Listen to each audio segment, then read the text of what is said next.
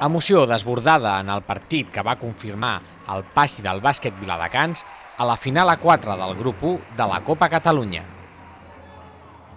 Els viladecanencs van protagonitzar un duel vibrant amb el Sant Josep en una jornada d'altíssim nivell que va portar els dos equips a realitzar jugades tan espectaculars com aquesta.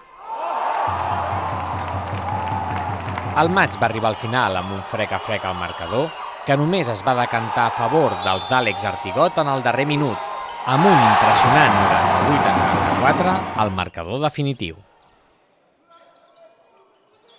Sincerament aquest equip s'ho mereixia tot, portem tota la temporada treballant moltíssim, molts entrenaments, molt durs, l'entrenador apretant tota la temporada i s'ho mereixien tot.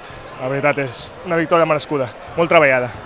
Per nosaltres ja era un premi jugar aquesta eliminatòria i ara ja el que ens toca és una setmana més d'entrenaments i disfrutar una final a 4 que probablement a nivell esportiu del nostre nivell amateur no crec que hi hagi